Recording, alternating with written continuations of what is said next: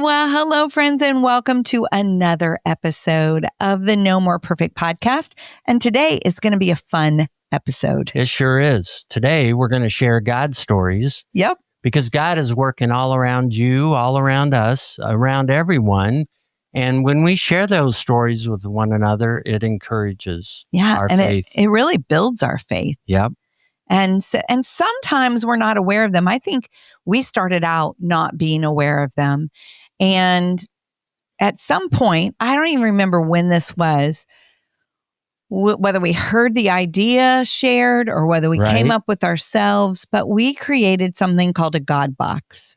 Right. And the God box hangs in our family room. It happens to be an old Coke.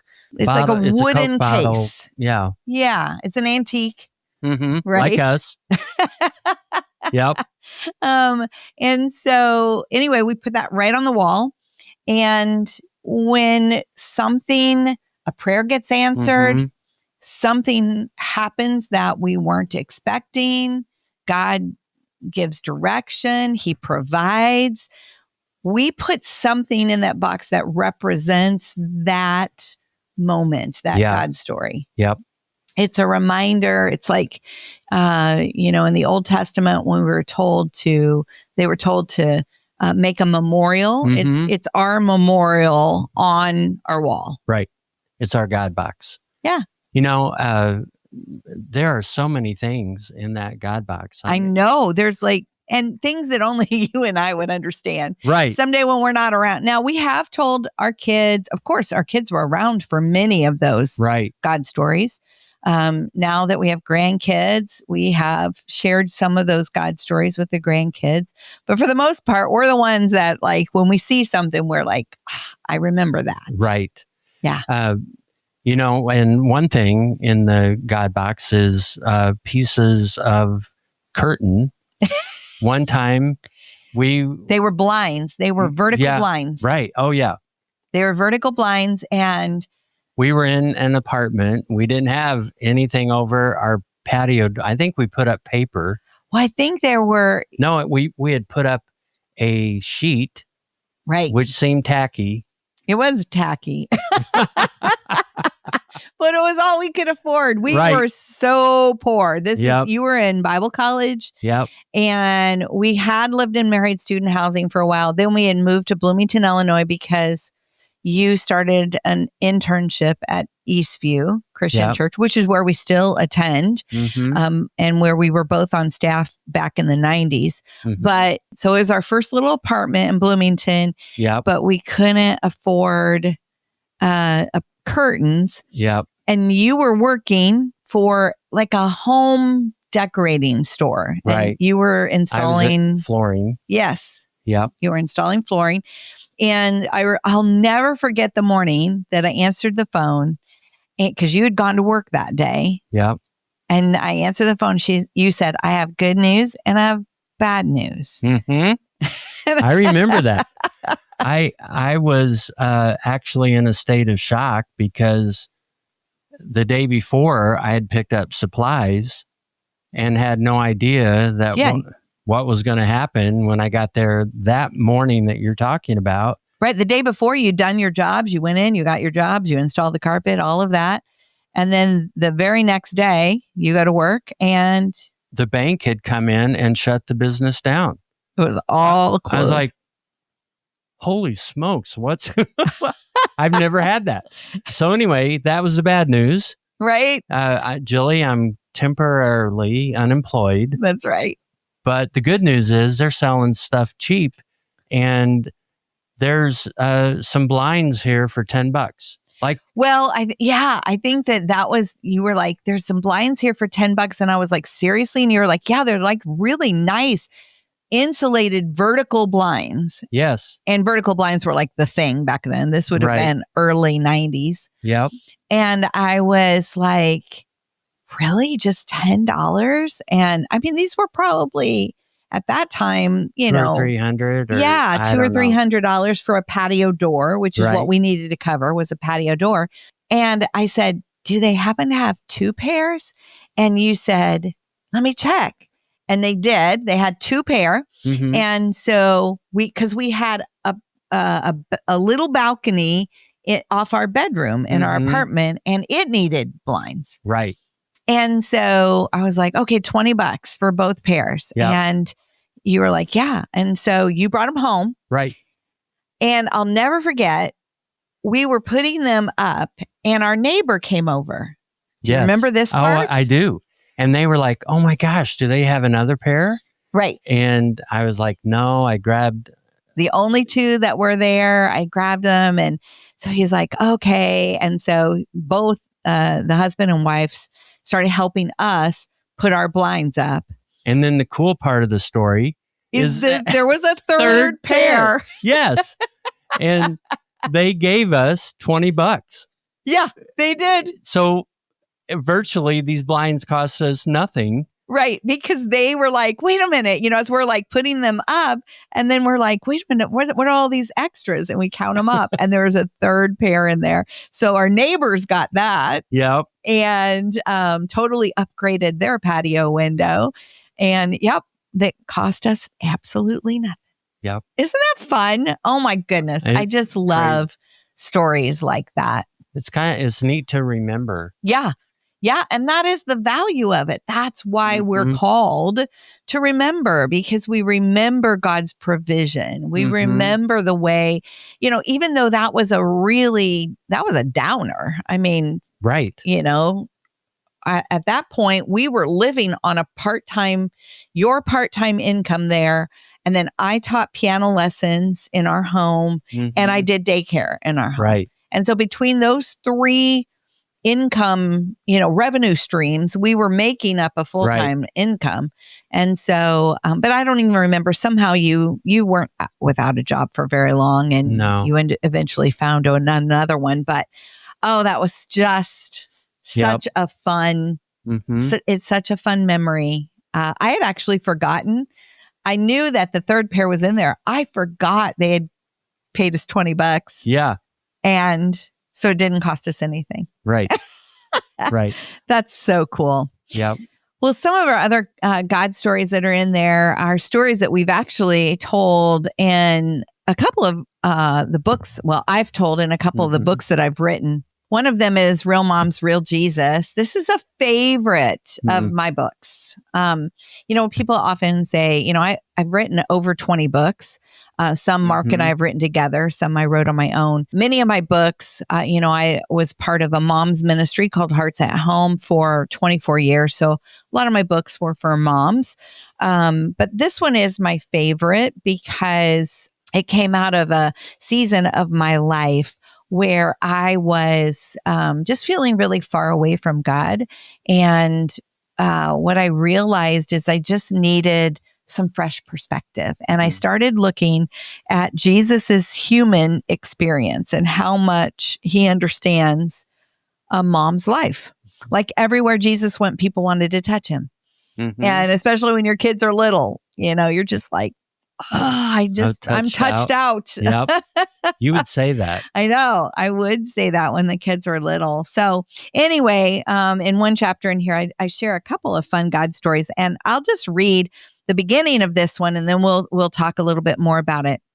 This is what we call our bread and milk God story. So Mark had been working for some time at a new nonprofit ministry when his boss came to him with a dilemma. Mark, we've lost the private funding we've had for your salary. The donors' investments went bad and they need a few months to recover. We believe we'll be able to reinstate your salary in about 3 months with back pay. But until then, we can't pay you. If you need to seek out another job, we understand. But if you can stick with us, we'd love to have you stay on. I remember that day. Yep. Like it was yesterday. Yep. And that was a long time ago. I remember coming home and talking about it. And then we shared it with the kids. And I just remember one of our kids saying, "Are we poor? Are we going to lose our house?" There was just terror in them. And it was neat to say to them, no, we're going to be fine. And you got busy. You called all the... I did. I remember getting really busy and like calling anybody that we needed to pay on a monthly basis. Right. I even called the bank about let's see, were we? Yes, because we were in a house. Mm-hmm. Yeah, so about our mortgage, and you know what? When when something happens like that, there are programs, there are accommodations, and it's almost like the businesses really appreciated that we were being on the front end of it rather than the back end and maybe not paying, and then that gets complicated. And right. So having integrity to walk it out first was good. Yeah, it was. And so I remember, we made some of them lowered our payments for a while, and then we could, we could make that up after the 3 months or whatever. And, but anyway, I also then started thinking through food, and I was like, oh my gosh, how am I going to feed 7 of us? Right. On, very little money. And I remember going through the pantry, taking everything out of the pantry, writing it down, going through the freezers. So we had a freezer attached to our refrigerator, and then we had a deep freeze, pulling everything out, writing it down. And then I started kind of creating meals from everything that we had on hand. And so you came home from work that day, and I remember saying to you, okay, I made lots of calls today. These companies are making accommodations for us. And I said, I went through the pantry, and I went through the freezer, and I think if we'll be creative, and if you promise, you and the kids promise to not complain about what's put in front of you. Yep. I think you even said, don't ask. Because I was like, I remember we had we had a can of beets in the pantry. And I was like, I don't even know why I have a can of beets. I don't know anybody in this family likes beets. I mean, I don't know if we got it one time because my dad was coming and he liked beets. I don't know. Yeah. But I just remember thinking, man, we're going to use everything up that we have. And I said, the only thing we won't have are the fresh things like bread and milk. Yeah. And so we're just going to, if we can just pray for bread and milk. And so we all agreed to that. Yeah.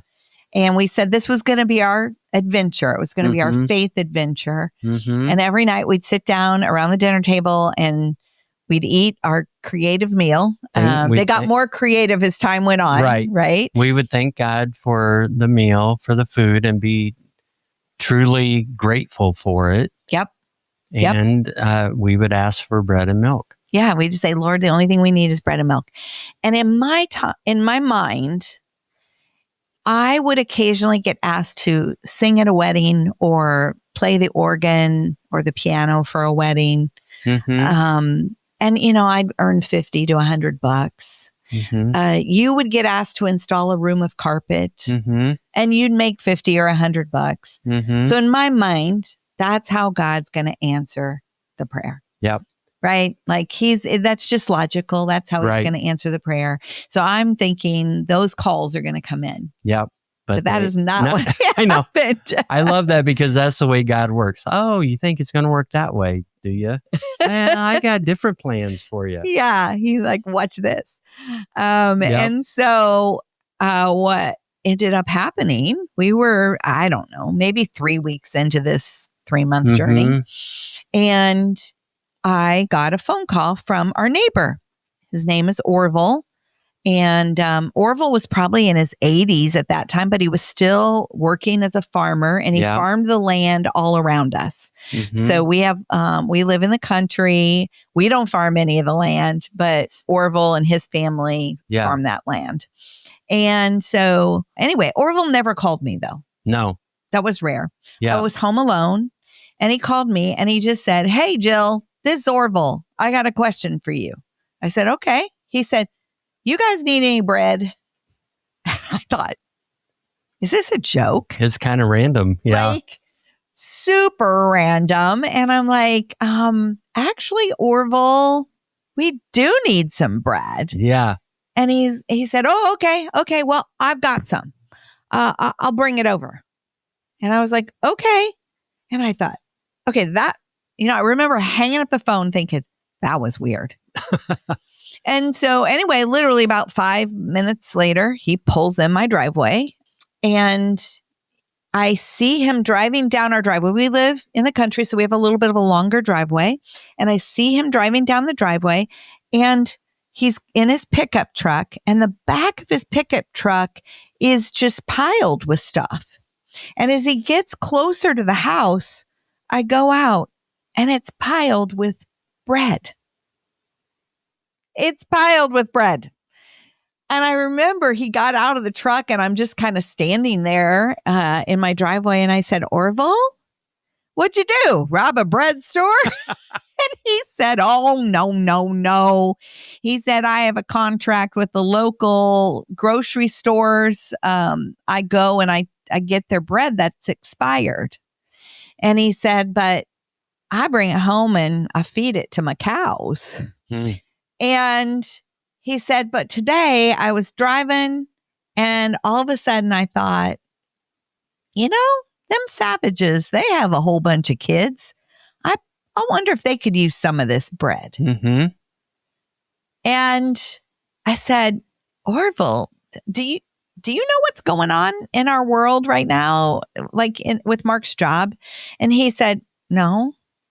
And I was thinking to myself, I don't know how he would know. Like we pretty much had kept it pretty tight. Right. There were a few people in our close circle that knew and that were praying with us, but really it wasn't out there. No. And I remember him saying, no, I have no idea. And I said, well, Mark lost his job. Well, not lost his job, lost his income for about 3 months. Right. And I said he works for this nonprofit. They've lost the funding for his income, but they expect to get it back. So he's still working there, but we're not getting paid for 3 months. And I said, so the only thing that I said, we're doing okay. We figured things out. The only thing we've been praying for is bread and milk. And he said, you need milk? And I was like, you got milk too? And he opens the cab of his truck on the passenger side. And it was loaded with milk. It was about 10 gallons of milk. Yeah. And he goes, well, my contract requires me to take the milk that's expired as well. But he said, my cows don't drink it. So Betty and we usually put it in the fridge and we make sure that, we've got enough for us. And then we just pour the rest of it out. And he said, but if you want this, we could open each one, pour a little out, and then just put it in the freezer. Mm-hmm. And at this point in time, I'm bawling. Yeah. I am completely bawling. Mm-hmm. I am a mess. And he's like, oh, don't get sappy on me. I'm just going to carry this in the milk into your kitchen. And he said, you get in the back of the truck and you just get whatever bread you want. And I got in the back of the truck with a couple of bags and I'm literally walking on bread. I'm walking on bread. And this is not cheap bread. No. Okay. At that point in time in our lives, we only shopped at Aldi. And okay, this will tell you how long ago this was, but I think a loaf of bread was at Aldi was maybe 49 cents. Yeah. And that was the bread we had, but this was expensive bread. This was brownberry bread and other more expensive brands. And there was specialty bread. Yes. And there was bagels and there was rainbow bread. I'd never even heard of rainbow bread. I remember that. And just the very expensive 7-grain breads. And so I mean, we were eating basic whiter wheat, from Aldi. And so, wow, that was amazing. And I filled up several bags, grocery sacks of bread. Orville helped me pour just a little bit of milk out of each one. So we knew that, it would expand in the container. And thankfully we had a deep freeze, and we put those 10 gallons of milk in the deep freeze, and we put a lot of that bread in the deep freeze, and we had bread and milk. Yep. I remember, I think he came back one more time. I don't remember that. And then what was so random was he never came back. Nope. And never even offered it to us. No. But we didn't need it. No, we didn't. We didn't need it after that. And it was just God provided exactly what we needed, exactly when we needed it. In a way that only he could. Right. Who in the world would expect he would deliver bread and milk in a pickup truck? And the bread would be like overflowing in the pickup. Craziness. Right. Yep. Just the only reason I remember that he came back is because I got to dig through the bed of the truck one time. Yeah, because you weren't home with me the first time. Yeah. And so you didn't have that experience. Okay. Yeah. And I remember coming home and the kids were all excited. Dad, we got bread and milk. And you're excited and crying. And I'm like, what happened? And then you told me the story, and it's like, oh, God is so good. Yeah. Mm-hmm. So powerful. It's one of our favorite stories. Yeah. And you know, what's funny is I have told that story at speaking engagements, like women's retreats and different things like that over the years. And people will they'll, you know, if I run into somebody somewhere, they'll say, I have never forgotten your bread and milk story. Mm-hmm. That has just strengthened my faith and helped me to look for how God is working. Yeah. Around and for you, how is God working around you? Yeah. What's your stories, and will you share them? Yeah. Like share them with others. Mm-hmm. So very important. Yeah. Another story that's really big for us is our adoption story. Mm-hmm. Our adoption story, you know, we talked a few episodes ago about our son Nikolai and some of the challenges that we have had because of his addiction issues and his life controlling problems. If you missed that episode, we actually will put a link to it in the show notes.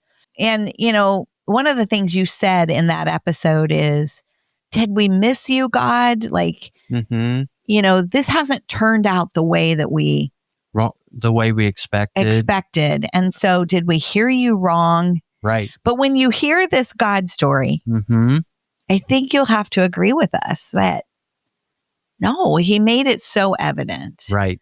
So the way that this one came about is we had 4 biological children. You were done after 3. I was done after 3. I thought I was done after 3, but I was only 26 years old when number 3 came along, and I couldn't imagine making that decision. And so I 6 years later, when I was 32 or 31 or 32, I think it was 31, I said, all right, I am done. Ready for us to make a permanent decision. And so we made arrangements for you to have some surgery. And God smiled.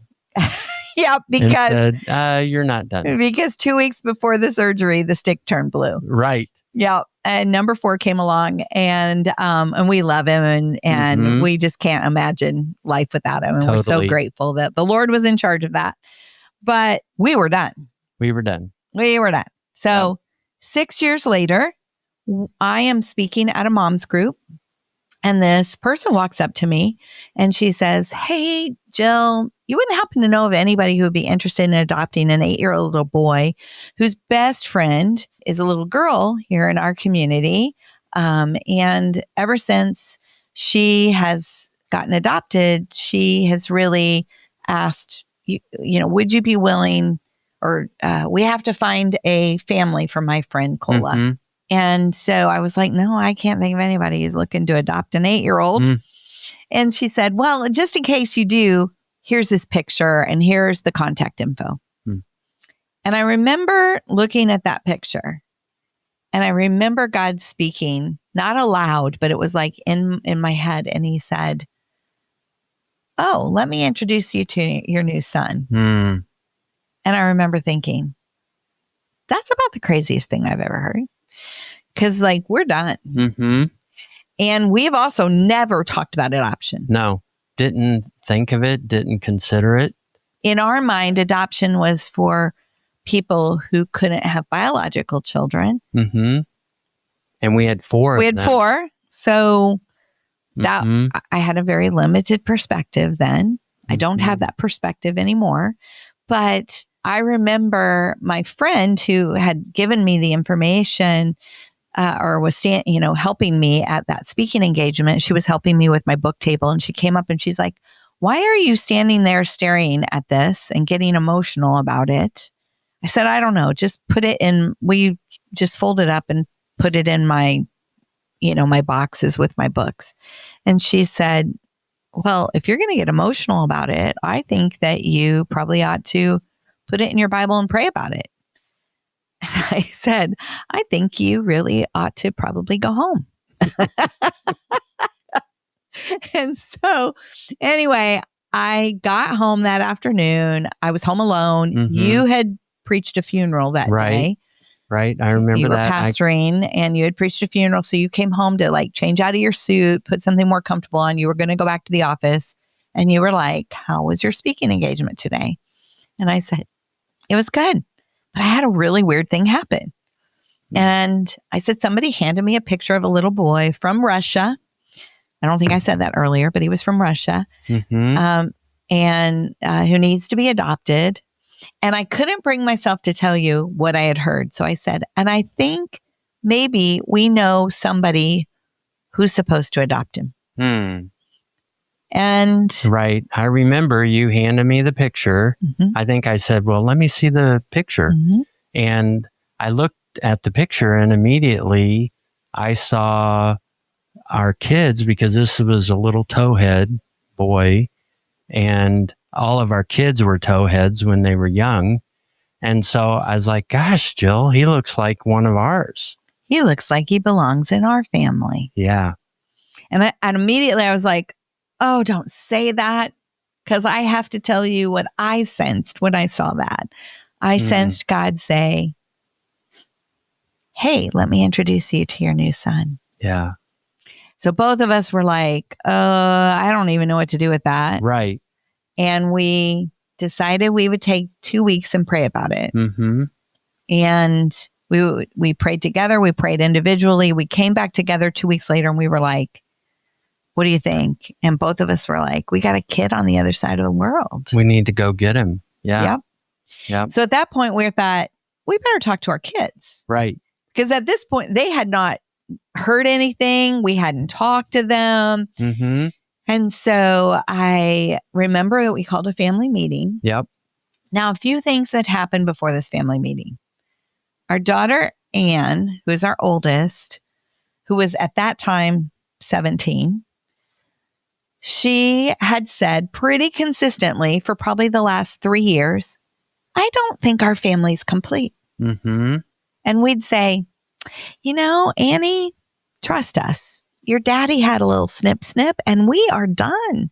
And she'd be like, "Oh, Mom, that's so embarrassing." Right. I'm like, "I'm just telling you, the next kid around here is probably yours. And that better be a long time from now, And so that had happened multiple times. I mean, twice a year. Mm-hmm.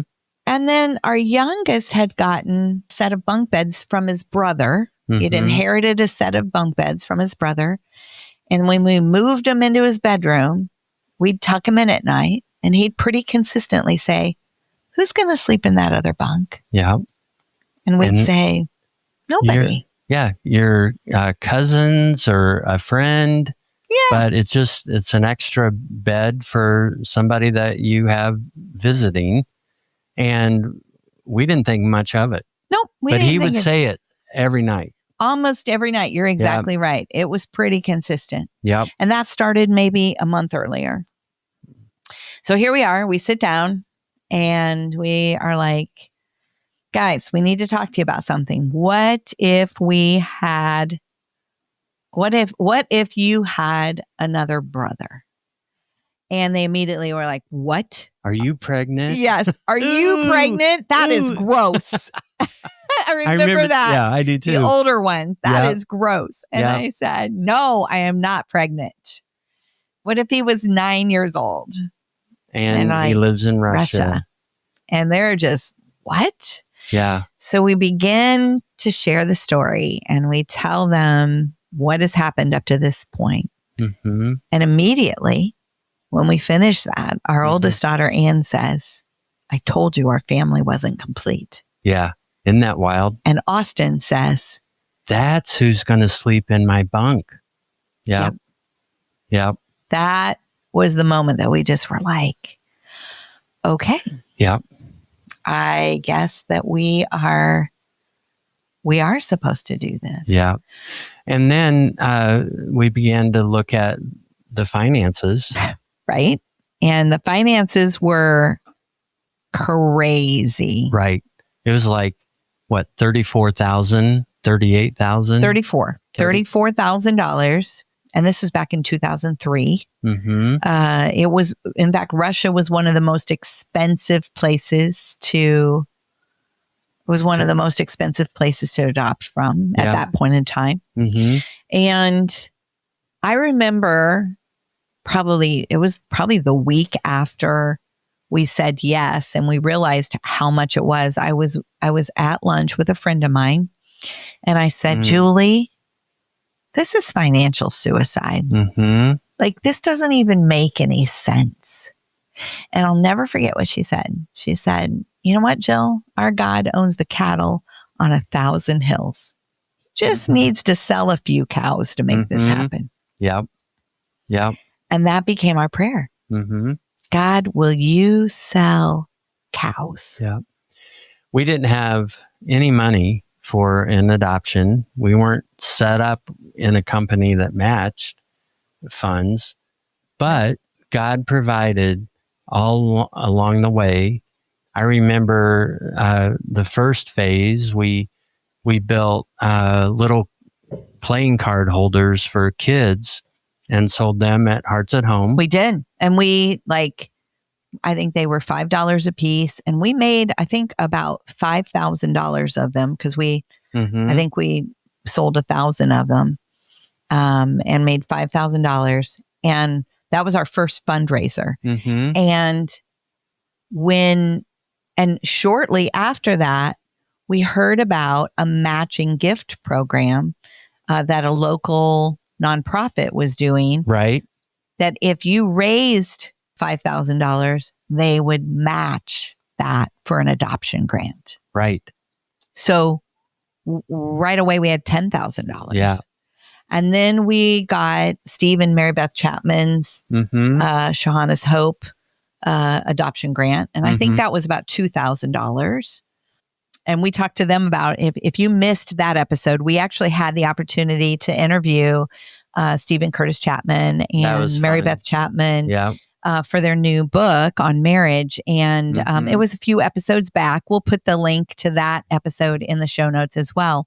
But it was really fun for us to be able to say thank you to them in person. Right. It was 23 years later. Right. In fact, we got one of their very first grants. Yeah. Yeah. They were brand new nonprofit and we got one of their very first grants. And there were just multiple fundraisers and grants and until we actually had, I believe it was 19,000. That's right. We were within 15,000. Yep. And the money dried up. It did. And we had to make 2 trips to Russia. And the first trip we made was to meet him and make sure that we still wanted to adopt. And then the second trip we made, you went to court and the adoption went through. So we were in between trips and things kind of dried up. But I had the opportunity to write for a magazine. It was called Money Matters Magazine. Some of you if you're older, you might remember Larry Burkett. He ran a ministry that helped people manage their money. And So I was as a volunteer, I wrote once a year for his magazine, and I could write about any topic I wanted, but it had to be about money. Right. So I thought, I'm going to write about creative ways to finance adoption because that really was, top of mind for us. And so I wrote the article and gave some of the ways that, God had shown us and some of our fundraisers and all of that. And I got an email from a gentleman in Alabama, and he said, "Hey, we read your article, loved it. We've adopted." He proceeded to tell us his adoption story. And then he said, "By the way, have you raised all of your money?" Because I didn't mention that in the article. And I said, "Well," I remember typing this, "well, God has sold $19,000 worth of cows, but we are awaiting the sale of the final 15,000." Right. And I had told him the story about, the prayer. Our prayer was God owning the cattle on 1,000 hills and the need to sell some cows. And so I remember telling him that, and he responded back, "Okay, my wife and I are going to just see if we're a part of your story or not. And we'll let you know after the weekend." I think this was on a Friday. So next, Monday came, next weekend came, nothing. And we were we're like, well, they prayed about it and they're not a part of our story. So God said no or whatever. And so anyway, I went out to the mailbox one day, and I remember getting an envelope, and it was from Alabama. And I opened it up, and in there was one check for $15,000 with a sticky note on it. "Please tell your son that there's a bunch of country folk who believe in him," or something like that. Yep. Yeah. But what was so cool was we later talked to him. Yep. And he shared the rest of the story. Yeah. And so he had actually awakened one morning, and God had told him, write a check for $15,000 for adoption. Yep. And so then he goes down to the local adoption agency that they had adopted through, which was his most logical. Oh, that's somebody there needs this. Right. And so he goes in and says, "Hey, I want to write a check for $15,000 to a family that needs this." And they were like, "We don't have anybody." And he was just devastated. He got back out in the car and was like, "Lord, did I miss you?" And just was so discouraged. Got home, and he goes to his mailbox in discouragement, gets the magazine, reads your article, then reaches out to you. And the amount is $15,000. Exactly what God had told him to be prepared to write. Yep. And so, man, just God was dancing all around all these different people and leading in different ways. I think that's the cool part of sharing God's stories. Yeah. That's when he went, "This is who you have for us." Yeah. Once again, it's a perfect example. He thought, we think, oh, this is how God's going to answer that prayer. This is how he's, and it's like he blows us away. Right. It's often, in fact, that is something that I think has been a huge place for all of us to learn, is our tendency is when we pray for something, and, we have prayed for many things and we haven't gotten them. Right.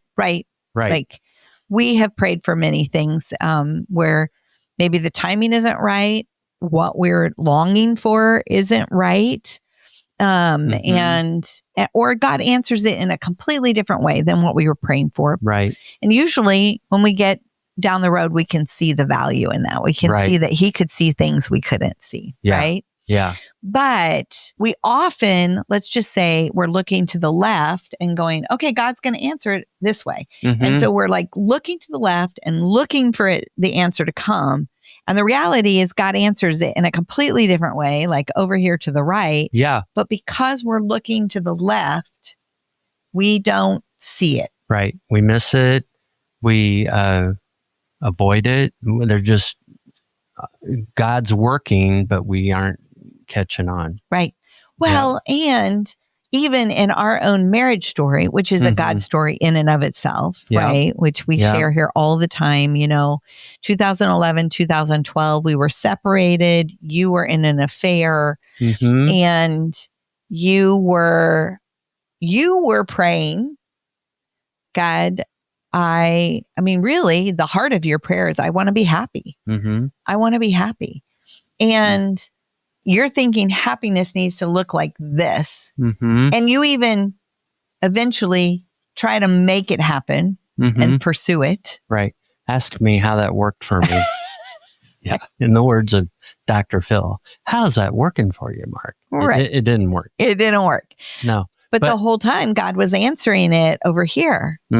He was answering it through the opportunity to create a 2.0 marriage. Right. Yeah. That wasn't on your radar screen at all. No. And it's so true that we have it.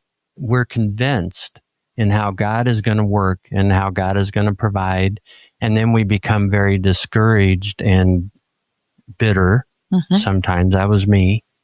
And him not working the way I want, and I miss it. And then eventually come back around to it when I surrender. Yeah. So yes, that was a huge God story for us. Yeah. Yeah. But sometimes we miss the God stories because we are looking for them to be answered in a certain way. And we have to go, and we have to be willing to be like open-handed and open-minded, and be like, all right, Lord, what are you going to do? And maybe this is going to look different than what I can imagine. Yeah. So. Yeah. Wow. Okay. Well, this has gone on longer than I anticipated. So I think we're going to have to do a part 2 because there's more God stories to share. But we have like 100 of them.